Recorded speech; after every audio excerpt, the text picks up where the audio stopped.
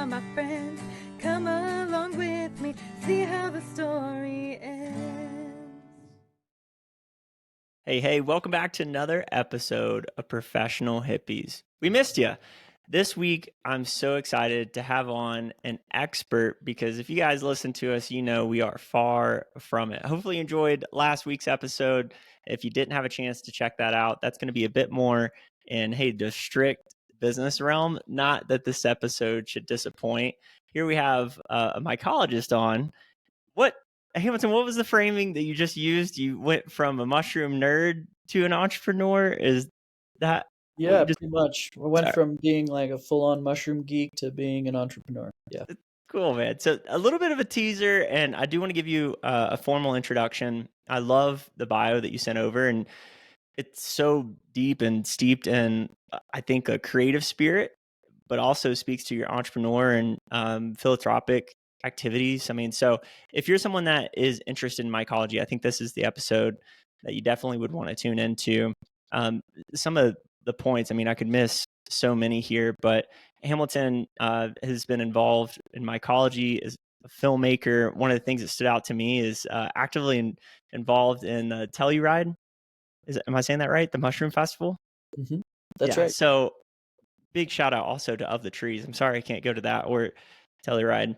That'd be super fun. But I mean, so many different endeavors ranging from being on a board, an executive director, to a super cool documentary that I think is definitely worth checking out. You broke that up into a series, right? It's not one full length feature film, but you have a documentary series featuring different mycologists and fungi stories. Mm-hmm. That's right. Yeah, it's a mini series where each episode is a standalone short film, and then they all kind of string together thematically because every episode looks at a particular species of fungi, and then it looks at the relationships that surround that fungi. I love it, man. There's so many different, like, rich talking points that we're going to try our best to keep this as like a cohesive kind of dialogue. But I'm just so excited to talk to you about everything mycology, mushrooms, but we can talk, we can, bring in some interest on like the greater kind of legislative side of things, but also like the hobby side of things for people that are interested in growing their own mushrooms. So this potentially could be a two-part series, but we're going to try our best to answer any of the festering questions that our audience might have. But regardless, thank you so much for coming on, entertaining us, and deposing some of your wisdom on our audience, because, man, we really, really appreciate it. So thanks for coming on. Well, it's really nice to be here. Thanks for having me. I don't know how much I'll be able to entertain you. Let's try and make that happen. Well, I think a good jumping off point, and just to give some like texture to your background, how did you bumble, fall into what you're doing now? Like, how did that come to be? I went on my first mushroom hunt in 2009 in the Trinity Alps of Northern California, where I was a trimmigrant. I was trimming weed. I had been doing it seasonally. And I happened to be at a trim camp because of a friend of mine who was from Colorado as well. And he happened to be a wild mushroom identification expert. Like at that time, he had 16 years of experience. And so between trim sessions, we would go and roll joints and wander through the Trinity Alps of Northern California. And that was an amazing season. It was like a full on fungal forest. And we went treasure hunting. That's what it was like. He knew the Latin names and he knew the ecological, and he knew about the relationships of the mushrooms and whether they were mycorrhizal or decomposers or all of these other sort of little factoids. And, the combination of those, like, oxygen rich forests with really heady, good ganja and an expert and like finding delicious edibles, it was really intoxicating in more ways than one. And I kind of got that like full immersion right out of the gate, and it was awesome. And after that season, I went out and I bought Mushrooms Demystified and Mycelium Running, which are two kind of critical American mycology books. Mushrooms Demystified by David Aurora is like the mushroom ID Bible. And every book since then has kind of used that book as a reference point to then further write better books about ID. And then Mycelium Running is by Paul Stammen, and it's kind of a textbook on applied mycology and like how mushrooms can save us from ourselves. And so it looks at things like mycoremediation and mycofiltration and basically like how we can use fungi beyond food and medicine. And then I spend most of my time in Colorado, where our mushroom season is really short. It's not enough time. Like if we're lucky, we get like 6 weeks mushroom hunting in Colorado, depending on the monsoon. And that wasn't long enough for me. And so I decided to learn to cultivate mushrooms, and I had some success growing mushrooms indoors and outdoors, but mostly failures. And that was, I geeked out on that real hard for a few years. And then, my life changed dramatically when I moved to Nepal to be with the woman who ultimately became my wife and the mother of my children. And in Nepal, I really went all into organic farming and mushroom cultivation, and was really like basically convinced that growing my own food was the most elegant solution to reducing my footprint on the earth, and just was like completely into delicious food, yoga, mountains, foraging, the whole thing. And so that's where I grew mushrooms sort of semi-commercially. I didn't like grow them to make money, but I grew them and traded them. And I was growing rice and potatoes and corn and vegetables. Any seed I could get my hands on, I was growing, because Nepal is subtropical and you have 12 months a year growing season, and it was easy. It made farming look easy. Compared to some place like the high desert of Colorado, where farming is a pain in the ass at best. And then once my first child was born, we moved back to Colorado, where my grandfather was losing his mind due to dementia. And this really, like, I had already known about medicinal mushrooms and their cognitive benefits. But this is where I really started to go deep into medicinal mushrooms and start doing the reading and looking at things like erinacines and haricinones and psilocybin and cordycepin and, ergothioneine and all of these other compounds that basically support our health in these novel ways where other compounds aren't. And, it was too little too late for my 99-and-a-half-year-old grandfather. But that first year back in Colorado, I started eating mushroom extract powders, and I didn't get the flu for the first time in my life. And then the next winter, I gave it to everyone in my family, and we were all good. And we were living in a household of 6 people and 4 generations, and it was like, it's pretty close quarters, especially when you're on the caregiving team.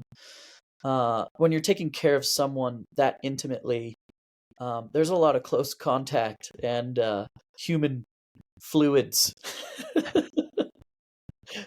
and so, yeah, I mean, that was like the beginning of my personal healing journey with functional medicinal mushrooms. And then so this was all happening simultaneously, where I became a consultant and a broker and a wholesaler for other mushroom brands. And people would reach out to me and be like, well, where's the good shit? And I would be like, here, I'll get you the good shit. And then I started working with some of the largest brands on the planet. Well, brands that started out small and then became the largest brands on the planet. And I could see, I was inside now what was going on in the global mushroom extract business. And I could see, well, these companies are just offering, like low to medium shelf quality products. And yet there's like magnitudes better products available in terms of extracts and potency. And during COVID, I had a kind of revelation. I was in Nepal, And then like the COVID lockdowns started happening.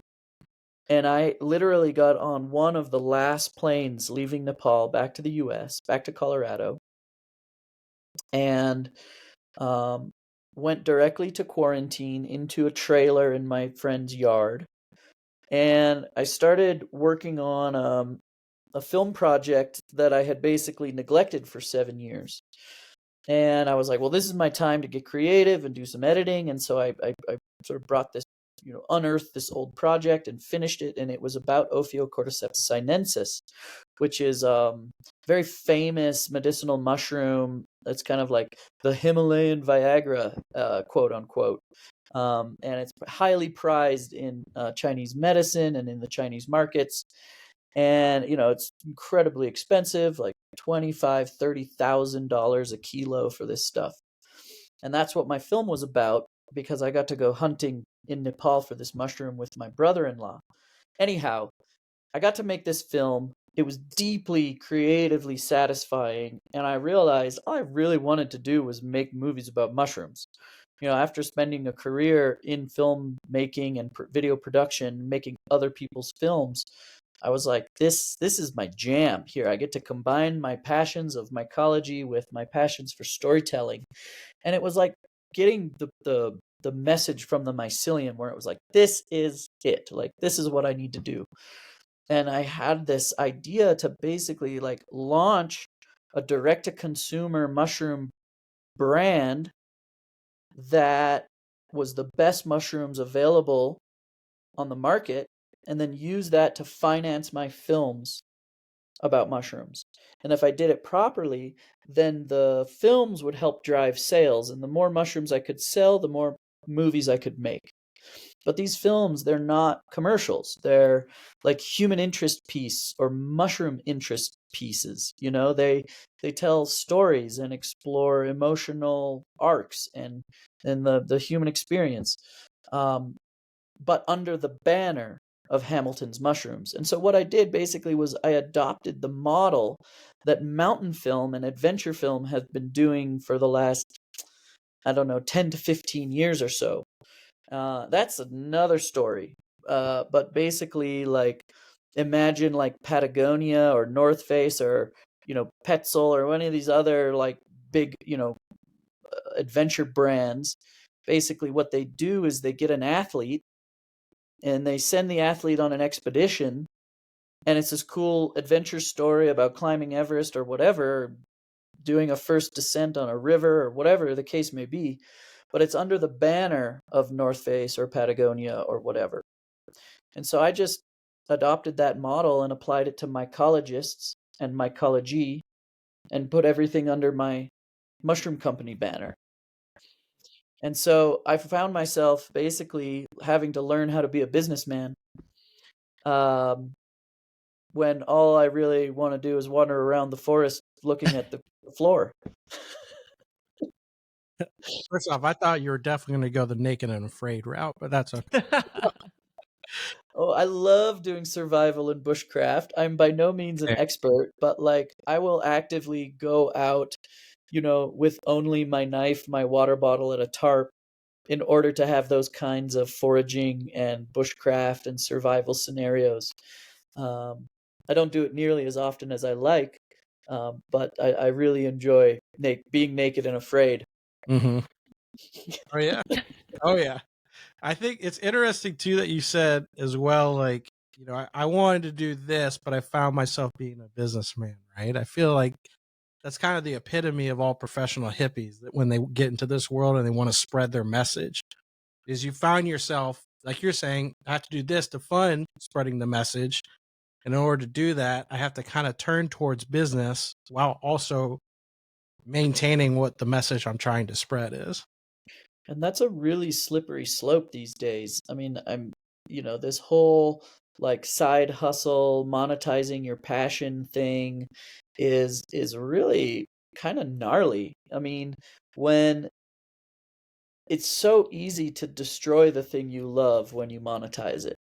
Mm-hmm. And even now, I'm 5 years deep into running my own company, and I'm still having to remind myself, like, yes, We are working towards going on expeditions and making films and throwing parties, and the mushrooms finance everything. And it's easy to get lost when you're caught up in supply chain and shipping and customer service and all this stuff that is necessary to run a successful business. Knowing wholeheartedly that one day this all might turn to shit. Is that That's a real possibility. Is that what you see a lot of times too? You mentioned you have a lot of insight. Do you see, a lot of these bigger brands have grown. We see all the advertising and the marketing and everything for them, right? Do you think they made that decision at some point where they were just like you, and at some point they had to be like, they make that decision where they lean into the business and make cuts and do what they need to do to get things out, and kind of lose track of that message they were trying to spread for the dollar? Of the large mushroom brands that I can speak to and about, there's kind of two categories. There's the ones that really just jumped on the shroom boom, mushroom bandwagon, and really just wanted to, put mushrooms in their products and call them mushroom products. And then there are other companies that really started as mushroom geeks and evolved into trying to provide a reliable service or product. And then of that category, I did notice that, yeah, like some of these guys got burnt out. Some of them sold out. And there's nothing intrinsically wrong with that. You should only do the things that you care about to the degree that it's still healthy and good for you to do those things. But the vast majority of the brands out there that are like lifestyle brands, meaning like they're not pure mushroom products, they're basically like coffees or gummies or drinks, or like, they're products that contain mushrooms versus being a mushroom product. And I think that's an important distinction. But of those lifestyle brands, I would say they're only really looking at their bottom line, and they're just conventional capitalists. And, that's fine. That's that, I'm not judging them for being that. Only that it's much more business focused than it is mycology focused. Yeah, what was that episode that we did, Dylan, where was it Elia from Northspore who was kind of educating us on, and I apologize, Elia, if I mispronounce your name, around like when you get like the more potent mushroom products, or rather products that contain mushrooms, and they're not really using the fruiting bodies as much as they are kind of just getting pins, and at that point they're saying, cool, these are good to go? Or how do you make the distinction between like a higher quality mushroom product or something lower quality, and like what does that look like? From, you mentioned kind of like supply chain, like how do you maximize kind of the net the bottom line when it comes to mushroom containing products or products that are just mushrooms? Like, what can you give us some kind of insight there? Sure. So I'll just like briefly go over the differences between what products are out on the market and what they mean from, it's kind of like mycology 101 when it comes to differentiating the qualities of these products. So there's two fundamental aspects of the organism. You have the mycelium and you have the fruit body. The fruit body is what we call the mushroom. Mm-hmm. The mycelium is the main body of the organism. Let's compare that to the tree. The fruit is like the apple. The mushroom is the reproductive organ of the mycelium. And so those are two different kinds of products that are released. Then you have non-extracts and extracts. And a non-extract is basically just dried and powdered. Whatever, whether it's mycelium or fruit body. It's just dried and powdered, non-extract. An extract is where you use alcohol or water or sonication, or, the people are coming up with all kinds of crazy ways to do extractions to break the cell wall, release the beta-glucans, and target specific compounds. Depending on the extraction method, you're going after different active compounds. So a mycelium product, because mycelium is grown on grain or sawdust, then if you just powder that mycelium, you don't have to fruit the mushroom. You don't have to extract it. And it becomes basically a very cheap to produce product. But it's, mostly grain. Mm-hmm. And it's a stretch to call it a mushroom product. So Because they're not it's really like mycelium. separating the mycelium from the substrate. You can't. Okay. Like, it's infused, like it's become one thing. It's basically fermented. Okay. Like if you imagine something like tempeh. Can you Uh-huh. imagine like pulling the soybeans out of tempeh? Like it's one thing, It's like, Mhm. and so there are very popular, very large brands that use only this dried mycelium on grain. So that's one category of like what I would call low quality mushroom products. Mhm. And then you have then you could take that same stuff and you could run it through an extraction process. That adds cost to the production. But then you're left with something without grain in it.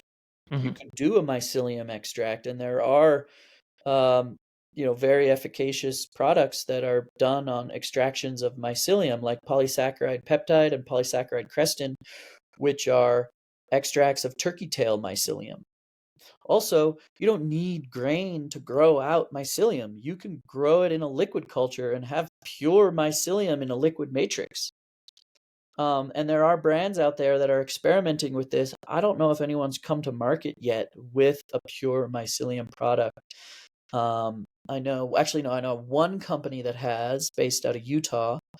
And but this, I feel like, is kind of the future of mycelium based products is liquid cultures, no grain, that kind of thing. So let's go to the other category, right? Between a mushroom powder and like a mushroom non-extract powder and a mushroom extract powder.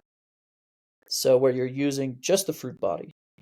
And mushrooms are mostly fiber and water. And so the fiber there's two kinds of fiber, soluble and non-soluble. And the chitin is what makes it non-soluble. The chitin is also what makes it hard. It also makes it difficult to digest. And so when we eat like a raw or dry mushroom, our body has a reaction to it. Basically, we produce acidic mammalian chitinase. It's an enzyme designed specifically to break down and digest chitin in your digestive tract. And for some people, they don't produce this enzyme, so they can't really digest the mushrooms. That's why we always recommend cooking your mushrooms really well. It basically makes them digestible. But what happens when your body produces this enzyme is it creates an innate immune response. And so it activates your immune system, which is good. You can call that functional food. And then it increases your metabolic processes. So it literally like speeds up your metabolism and helps you lose weight more quickly if you wanted. That's one potential result. That non-soluble fiber, when it enters your lower digestive tract, it acts as a prebiotic fiber.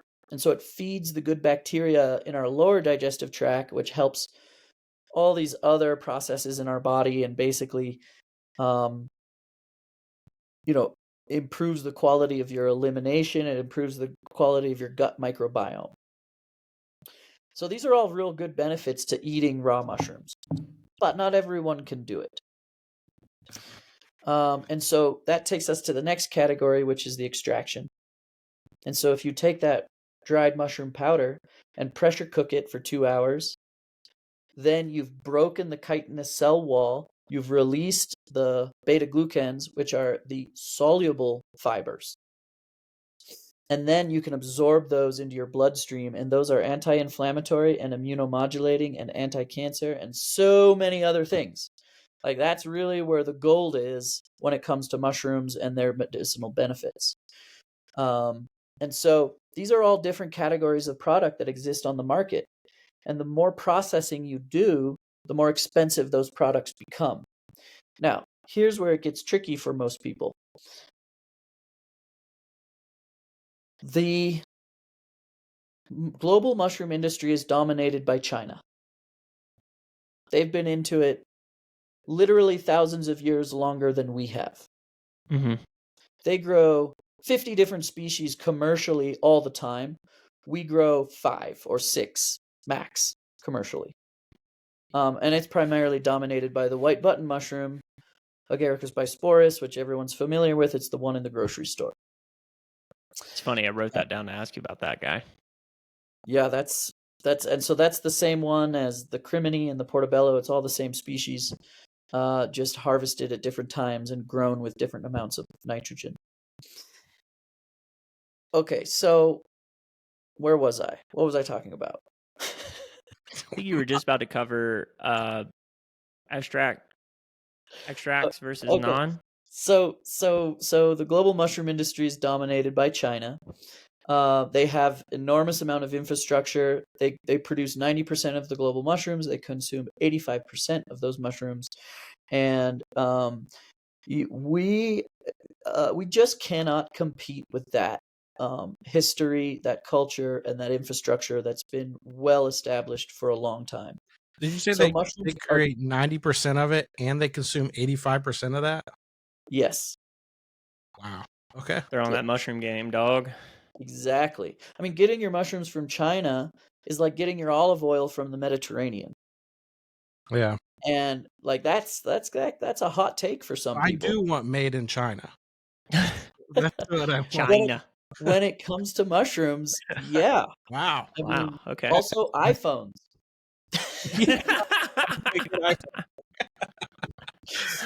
So That's good. but okay, like any let me just say, like, the caveat there is like any big billion-dollar industry, there are bad actors. Mhm. Right? And China is no exception to that. There are shitty people doing shitty things in the mushroom industry in China. But how does this relate to the American mushroom industry? Well, in order to compete with that level, like those cheap, good quality mushrooms, American companies use myceliated grain. And they call it a mushroom product. And that's way more economically feasible because you can eliminate the fruiting stage of the process if you're only growing out the mycelium. But And if does you're not that even doing an impact the extraction on it, quality? Because you mentioned like the mycelium's like the body, right? Like that's the trunk, and the mushroom itself is the fruit, right? But right. so when you're cutting out the fruit, that's a lower quality product. Mostly, generally, yes. Okay. But it's way cheaper to just grow the mycelium, and the mycelium does have active compounds in it, just to a much lower percentage compared to the fruit body. Okay. But if you don't have to grow the fruit body, and you're not doing any extraction, all of a sudden you can compete with the Chinese because you're eliminating 2 massive, expensive steps in the process.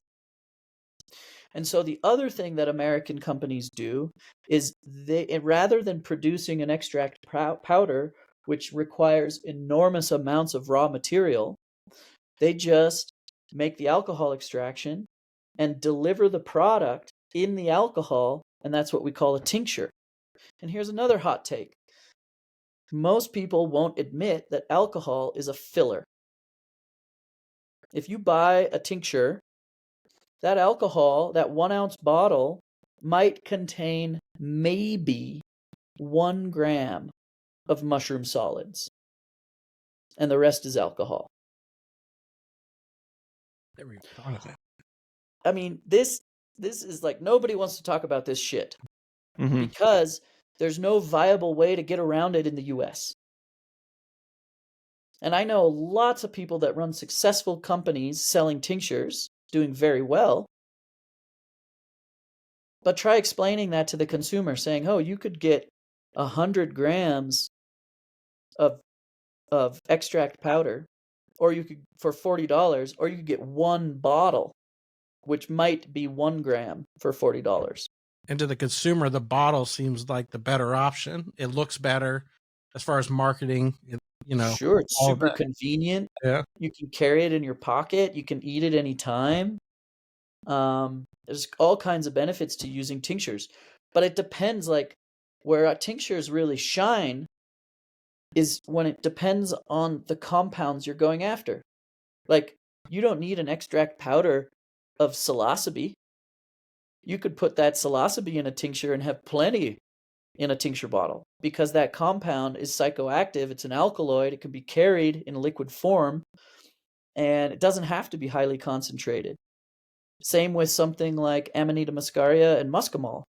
Same with something like agarikon, which is a powerful antibiotic. But if you want the benefits of beta-glucans, you're not getting very many beta-glucans in a liquid extract that's still in the alcohol. And so, like, it really depends on those compounds. Like, people are doing pretty awesome stuff in America with cordycepin and doing cordyceps extracts. Cordycepin is another one of these compounds that, like, you can concentrate down into, like, almost like a cannabis resin, and then dilute that into other products if you wanted. But yeah, I mean, I can rant about this for a while. I know that was an in-depth response to your question about quality of products. That's what I was hoping for. No, it's definitely what I was hoping for. And Dylan, I'm sure you got a few questions, and this can be an easy one potentially. But like, when you think about like your tool belt for mushrooms, if like myself, right? Like sometimes I get kind of overwhelmed because there seems to be like so much power and so many different types of mushrooms. But what would you consider to be maybe like the staple? Like if you had to pick like 2 or 3 mushrooms for like just arming yourself with immunity, health benefits, like what would be kind of like your go-to 2 or 3 where you're like, even one, where you're like, hey, if you were going to supplement mushrooms, these are the ones I would get, and this is how I would consume it, right? When we're talking about like the tinctures and whatnot. Yeah, I mean, that really just comes down to like, why are you using mushrooms in the first place? And then that should inform which mushrooms you use. I can speak to myself on this to answer this question. I use mushrooms in 2 ways. I use them preventatively as a kind of maintenance dosing protocol where I'm adding quality of life to the end of my life, because those benefits are measured when our body starts to degrade. If you already have a high baseline of wellness, the results of like the benefits of mushrooms are much more subtle. If you have chronic health issues, the benefits of mushrooms are really dramatic and immediate if you have a good product. And so I use them preventatively and I use them for treatment. So if I feel any symptoms coming on, I triple my dose. And then those symptoms never really escalate.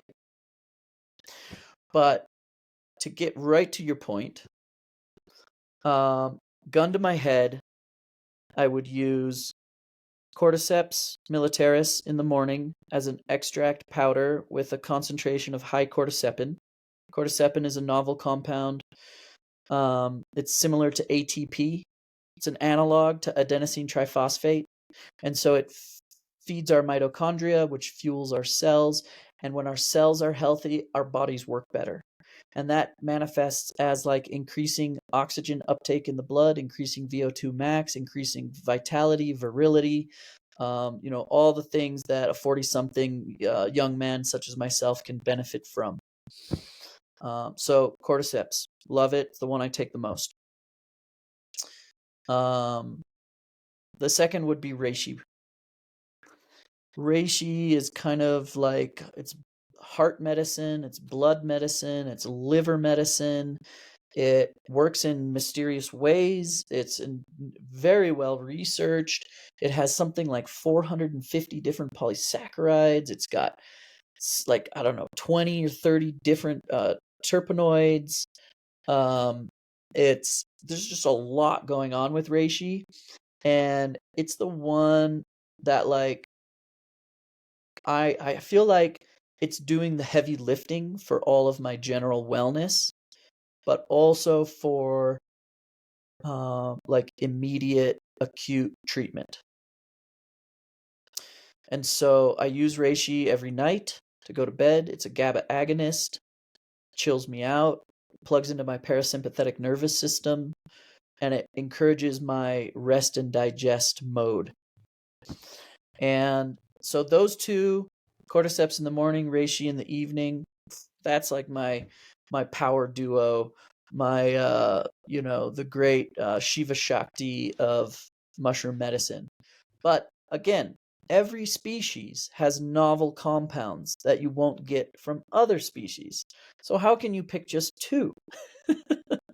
Yeah, I mean, if you had to round it out for the three, like asking for a friend, what was the Viagra one?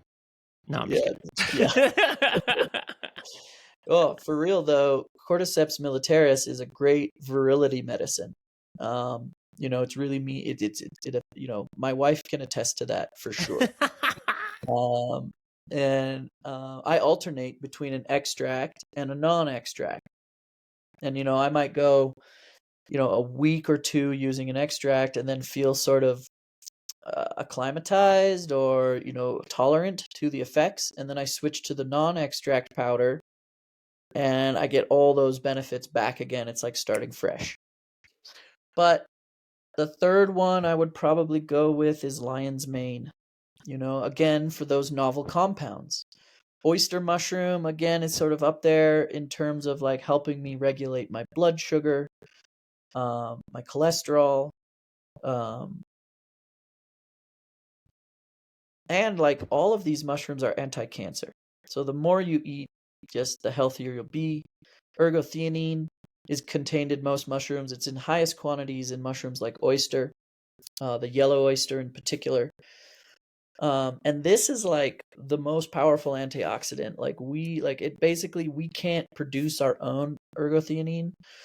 And so we need to take it. We have evolved to receive ergothioneine from mushrooms. We have pathways in our brain specifically that only transport ergothioneine. Really awesome. Plants get ergothioneine from the mycorrhizal relationships that they have with fungi in the ground. And so like all of that, we can talk about karma and interconnectedness and, how all life is one. But this is just another sort of illustration of that, like truly we are all one. And this ecology, we are designed to integrate with this kind of ecology. I mean, it's literally in the receptors in our brain. That's so cool. I mean, and then you can talk about psilocybin. I think, that would be on my list as well of mushrooms that I wouldn't want to give up. That are mandatory to good health.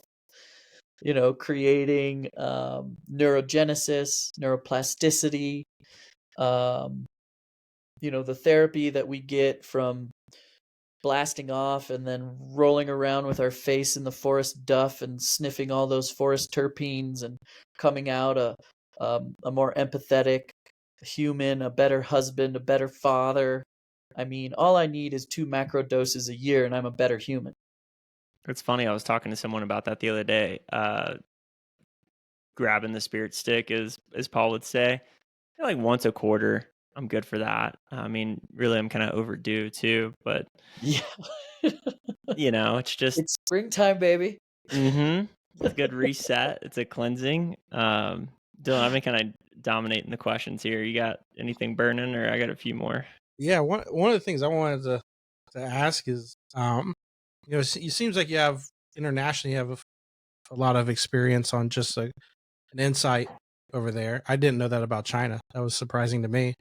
In your time in Nepal, it seems like there's a wave of the mushroom and natural remedies that are, not just psilocybin, like you're saying, all these other areas of the mushroom that people are learning about, right? That can help prevent cancer or be able to take on daily compounds. Did it seem bigger, these areas to you over in Nepal? Like they've been doing it for forever. They never lost it. Like it seemed like we had it, with Native Americans, and then we seemed to lose it, and now it's having a renaissance in this area. But hearing that with China, it seems like they've never lost it over there. It's always been there. And but they've never wanted to even, either they've tried to share it with us and we just didn't want to listen, or they just were like, well, why share it with them in a way? Yeah, it's an interesting relationship we have with natural medicine.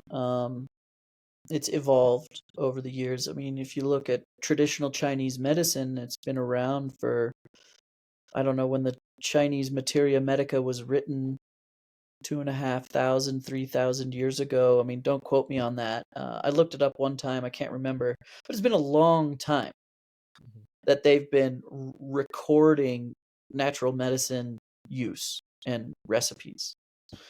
And also in a way, to inject for a second, in a way that doesn't seem like making potions.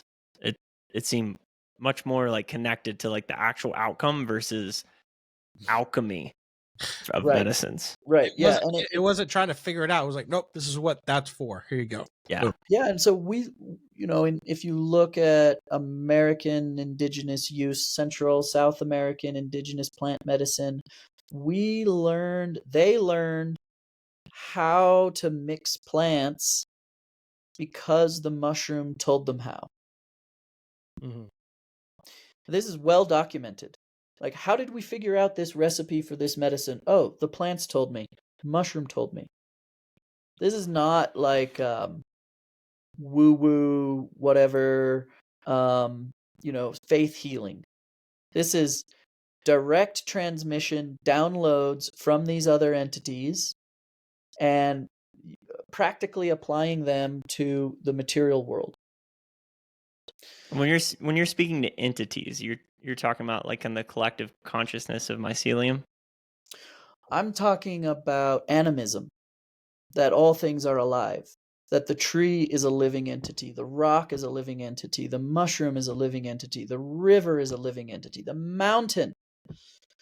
You know what I mean? Like animism is normative. That's the root of all religion on earth for hundreds of thousands of years. As long as humans have been walking this earth, we have imbued, like, life is everywhere. Consciousness is everywhere. And modern society, particular Western society, is very well removed from that philosophy. Like, monotheism is a drop in the time bucket compared to animism. Just this, to me, it's truth. To me, it's fact that all things are alive, and that spirit is alive and well in all things. And that's reflected in our mythologies. I highly recommend, if you want to learn about this in a really beautiful and meaningful way, check out the Emerald podcast with Josh Schrey. He's awesome, and he does beautiful soundscapes that get into animism and mythology, and anyway, it's a big topic. But to get us back on track, like, Americans adopted fungophobia from the British.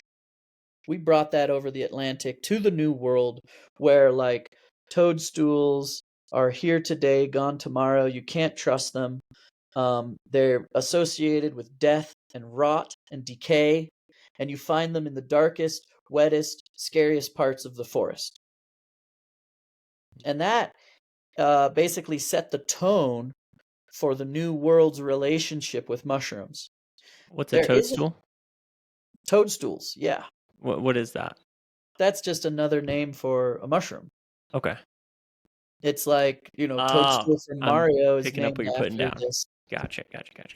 And it just plays into sort of the negative connotations that are associated with fungi. So that's where our culture is emerging from, is this innate fear of the unknown, of death and decay. Mm-hmm. And, there is some documented use of American Indian First Nation people having medicinal uses of mushrooms. There's Agarikon in the Pacific Northwest, and the Haida people and the Coast Salish people have an origin story of a fungus man going to the island of female genitalia and bringing it back, and like creating man from the women on this from the island of female genitalia. And there's all kinds of there's some documented use around like women's health, around birthing in the plains Indians of the Central Plains, and the bread basket, of like using spores as a compress to stop bleeding, as a disinfectant. But we've lost a lot of that indigenous knowledge because it wasn't recorded. And it's out there, and there's probably still some elders and some wisdom keepers out there that still have some of this knowledge. And I try and gobble this stuff up. I read as many ethnomycology papers as I can regarding what's happening in North America, but it's not well documented. And so, like, when you look at something like traditional Chinese medicine, there's a large movement of people leaning into naturopathy and herbal medicine, natural medicine in the United States and in the West. And part of that movement originally came with traditional Chinese medicine. I mean, I was raised on traditional Chinese medicine. I have vivid memories of going into Chinatown in Vancouver, BC, and being disgusted by the smell of that place, only to find out that it gets worse when my mom cooks up those herbs and forces me to drink them. And that's real, man. That shit was nasty. What's wild to me is like there's no real delineation between when we should be encouraging the use of natural medicines, especially in the preventative side of things, where it's like, okay, clearly we can see the benefits of eat green stuff, eat frequently. Sugar is probably not the best. Like, these are screaming things that everybody would, for the most part, get along with. But then there's no real delineation between the advances we have made in Western medicine and when to incorporate that. It seems like it's just kind of this all or nothing. Like, if you do get a diagnosis of cancer, it's like you can do both, right? You can trust in some of the advances and understand that maybe eating a frozen cheeseburger and Jell-O at the hospital isn't also going to support your body getting healthier. Great, excellent illustration of what's wrong with our system. It's just wild to me that it's like, hey, you come down with an illness, like with the visual that you kind of gave of, hey, when I feel some symptoms coming on, like I can ramp up these supplements, and maybe it's not immediate relief, but pretty quickly, like you'll feel the effects, right, diminished and improved, versus someone taking like Theraflu, right? It's like you'll take a Theraflu or you'll whatever other stuff, NyQuil, etc. Mm-hmm. But the thought of taking some supplements that are going to integrate with your body and you come out on the other side of that potentially feeling even better than you went into it with, is just like so foreign. I'm speaking almost for myself as well. It's a difficult thing for me to grasp that, like, instead of reaching for a tincture of medicine from CVS, I would go looking for a more natural solution. Yeah, I agree. I agree with you. Our Western medical system is rooted in the scientific materialism. And so that is a hindrance in many cases, because often healing is outside materialism. Sometimes healing happens energetically. Often, spending so much time in the East and having practiced yoga with high-level yoginis and yogis, what I learned is that our energy body gets sick first And then if we don't take care of that, our physical body then manifests that energetic unwellness. And that's what sickness is. But try to tell that to an allopathic medical doctor who sees the body as a machine rather than a garden. And, mushrooms, I like to say that mushrooms are just another tool in the box for you to access on your healing journey. They are not a panacea. However, they can do amazing things. In Japan, taking turkey tail mycelium extract is standard adjunct therapy to chemo and radiation. So taking these mushroom extracts that fortify your body against the trauma of poisoning your body to destroy the tumors. Great way to combine ancient and modern medicine. We are so far removed from our own healing journeys, and we are rarely, we as in westernized medical system Americans, or Westerners, I should say, we don't really have an active role in our own healing process. We'll go to a clinic, we'll tell the doctor, this hurts or that hurts, or I got a rash here or whatever, and they give you a cream or a pill and send you on your way. And when you become an active participant in your own healing, you're going to accelerate the process. And I was going to say too, that's the equivalent of what we were talking about earlier of when I was asking why don't more people lean towards this? It's equivalent of like you were talking about, Colton, of just taking a Theraflu versus this. It's just, in most people's minds, it's easier just to go up to the store, grab this, go, keep going. Not realizing if you do a little prepping research ahead of time, and everyone wants, of course, the problem resolved immediately these days. If I want to make my meal later, I still need the spices. I should prep and have it ready. We all thought about that a little bit. Like, hey, the next time I have the flu, if I prep now and get these items, it'll be a lot easier that next time. I mean, I believe like treating the symptoms has its place, especially as a parent. When my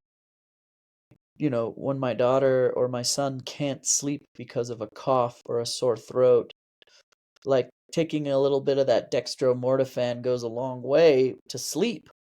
Mm-hmm. Just being able to rest so that your body can do its own immune response. I know very well that these, NyQuils and Dayquils and Theraflus, they're not really treating the root cause. They're just managing the symptoms.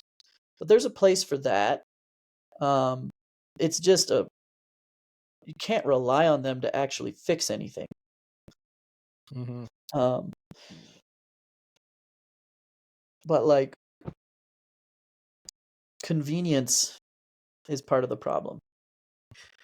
For sure. And that's why we have you, Hamilton. We need you. I need it more convenient, Hamilton. Yes, here, eat this capsule, my friend. Hamilton, do you sell some of those mushrooms that you recommended earlier, by the way? Oh, yeah, I do.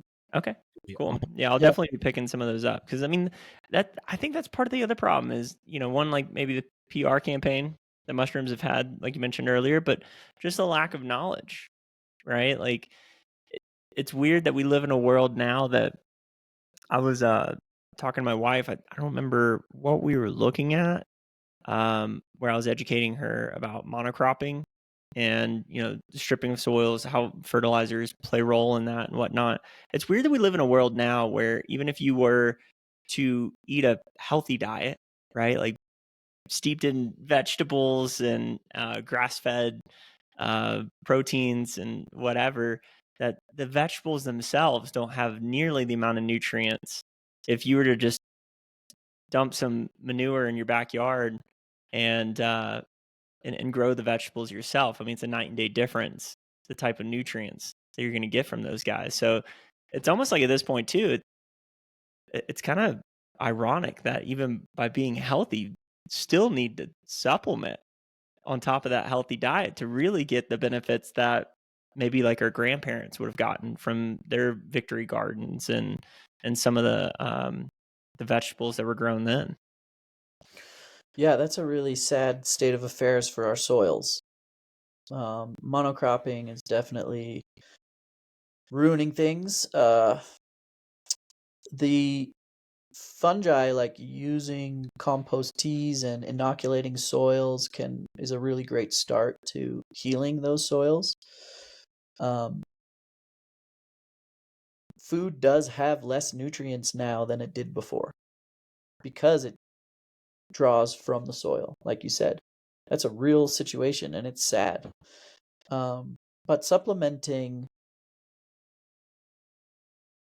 only works if you're doing it the right way with a product that is actually efficacious.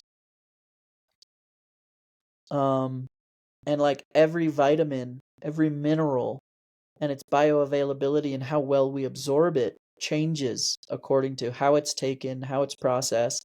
And that's why like whole foods will always be the best supplements. Mm-hmm. You know, food is the first medicine. Spices, you know, cooking fresh, or low processed foods. If you look at like the foundation of civilization from a food standpoint, you have bread and beer. Two processed grain products. Survival. Both of them require fungi. Mm. But that's what all civilization was built on, was being able to preserve food. You know, I mean, look at milk. Like, we had to invent cheese and yogurt in order to get the full benefits of milk. Mm-hmm. It's the same when it comes down to something simple like walking and breathing. Like, I used to open my medicinal mushroom lectures by saying that the first medicine is going out into the forest to look for your medicine.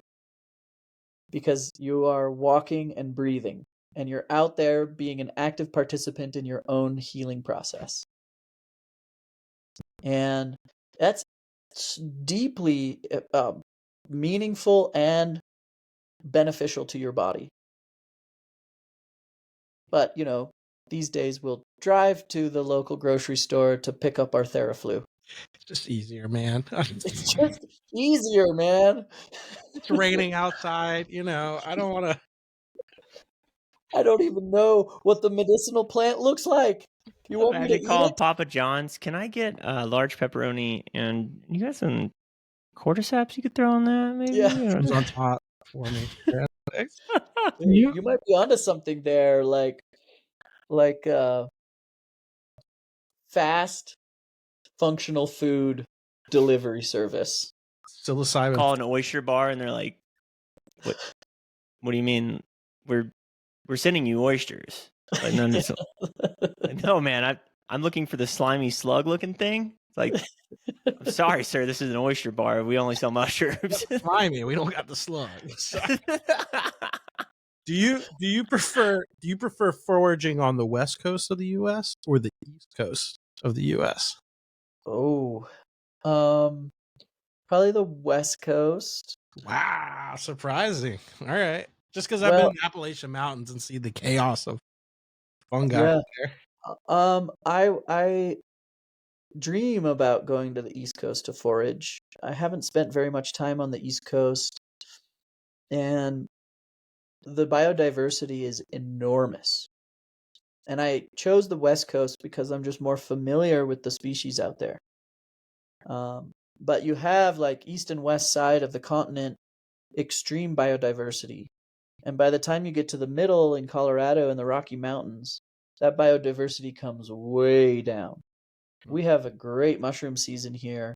When it's good, it's awesome. And it's easy to learn because you know you're going to find the same 30 species all the time. Mm-hmm. But, you know, you go to the coasts and it's a different game completely. Interesting. I would be like starting fresh for me to learn the East Dude, if Coast. you went to mushroom. North Carolina on the Appalachian Trail, Tennessee, you're gonna be like, I'm gonna go spend a weekend. That's gonna turn into about a month.